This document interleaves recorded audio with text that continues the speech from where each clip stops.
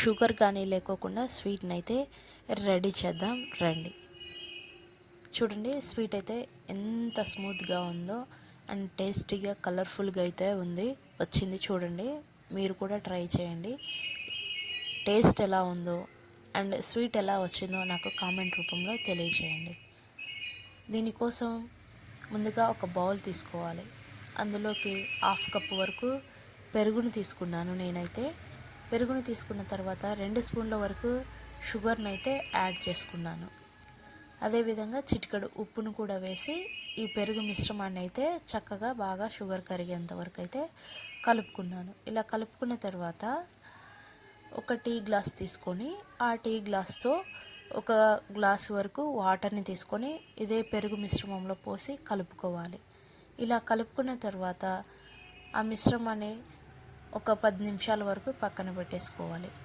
ఇలా పెట్టేసుకున్న తర్వాత ఏదైతే కప్పుతో మనం పెరుగు తీసుకున్నామో అదే కప్పుతో 1/2 కప్పు వరకు రవ్వను తీసుకున్నానండి. రవ్వ అంటే బొంబాయి రవ్వ తీసుకున్నానండి. బొంబాయి రవ్వని తీసుకొని ఆ పెరుగు మిశ్రమంలో పోసి బాగా అంత పెరుగు ఈ రవ్వ అనేది కలిసేంత వరకు బాగా చక్కగా కలుపుకోవాలి. ఇలా కలుపుకున్న తర్వాత మూత పెట్టేసుకొని పక్కన పెట్టేసుకుందాం. అదేవిధంగా ఇలా పక్కన పెట్టేసుకున్న తర్వాత ముందుగానైతే నేను ఒక బౌల్ని తీసుకున్నాను. ఎలా అంటే పలసాటిది వద్దండి, మందంగా ఉండే బౌల్ తీసుకొని నేనైతే గ్యాస్ మీద పెట్టేసుకున్నాను. గ్యాస్ మీద పెట్టేసుకున్న తర్వాత 1 కప్పు వరకు నేనైతే కొబ్బరి తురుముని తీసుకున్నాను. పచ్చి కొబ్బరి అండి, పచ్చి కొబ్బరి తురుముని తీసుకున్నాను.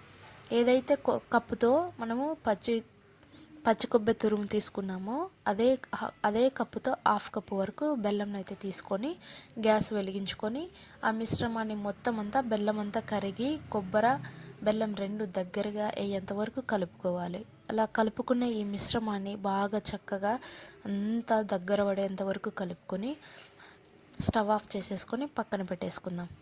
ఒక 5 మినిట్స్ వరకు అయితే పక్కన పెట్టేసుకున్నామండి. చల్లారిన తర్వాత ఆ యొక్క బెల్లము కొబ్బరి మిశ్రమాన్ని మొత్తం అంతా దగ్గరగా అయింది కదండి. చల్లారిన తర్వాత ఈ విధంగా ఉండలుగా అయితే చేసుకోవాలి. ఇలా ఉండలుగా చేసుకుని పక్కన పెట్టేసుకోవాలి. ఫస్ట్ మనము ఏదైతే పెరుగు రవ్వ మిశ్రమాన్ని తీసుకున్నామో ఆ మిశ్రమాన్ని నేను గ్లాసులలోకి అయితే తీసుకుంటున్నానండి. గ్లాసులకైతే ముందుగా ఆయిల్ అయితే పట్టించి పెట్టాను. ఎందుకు ఆయిల్ పట్టించానంటే ఈ మిశ్రమం అనేది మనకు స్మూత్గా అనేది వచ్చేసేయాలి. సో కాబట్టి అందుకోసం నేను ఆయిల్ పట్టించాను. ఆయిల్ పట్టించిన తర్వాత ఈ రవ్వ మిశ్రమాన్ని గ్లాసులలోకి 1/2 కప్పు వరకు తీసుకోవాలి. 1/2 కప్పు వరకు, ఎందుకంటే ఇది రవ్వ మిశ్రమం కదండి, ఎక్కువ పొంగే అవకాశం ఉంది కాబట్టి 1/2 కప్పు వరకు తీసుకోవాలి. ఇలా 3 గ్లాసుల్లో హాఫ్ తీసుకున్న తర్వాత మనం ఏదైతే బెల్లం కొబ్బరి మిశ్రమం ఉందో ఆ మిశ్రమాన్ని ఉండలుగా చేసుకున్నాం కదా, ఆ ఉండల్ని ఒక్కొక్కటిగా ఇలా గ్లాస్ మిడిల్లో పెట్టేసుకోవాలి. పెట్టేసుకున్న తర్వాత మందమైన బౌల్ తీసుకొని ఆ బౌల్లోకి నేనైతే 1 గ్లాసున్నర వాటర్ తీసుకున్నాను. మీరైతే 2 గ్లాసుల వరకు లేదా గ్లాసున్నర వాటర్ తీసుకొని గ్యాస్ ముట్టించేసుకొని అందులోకి ఈ 3 గ్లాసుల్ని తీసుకెళ్ళి ఇందులో పెట్టేసుకోవాలి. అలా పెట్టేసుకున్న తర్వాత దానిపైన మూత పెట్టేసుకొని నేను గ్యాస్ని వెలిగించి 15 to 25 మినిట్స్ వరకు గ్యాస్ని అయితే లో ఫ్లేమ్లో పెట్టి బాగా ఈ మిశ్రమం బాగా ఉడికేంత వరకు ఉంచుకోవాలి. మీ దగ్గర రైస్ కుక్కర్ కానీ లేదంటే ఇడ్లీ కుక్కర్ కానీ ఉంటే పెట్టేసుకోవచ్చు అండి. 10 to 15 మినిట్స్లో ఇడ్లీ కుక్కర్లో అయితే ఈజీగా అయిపోతుంది. సో కాబట్టి చూడండి 10 to 15 మినిట్స్ తర్వాత ఈ మిశ్రమం అయితే ఇలా వచ్చింది. ఇలా వచ్చిన ఈ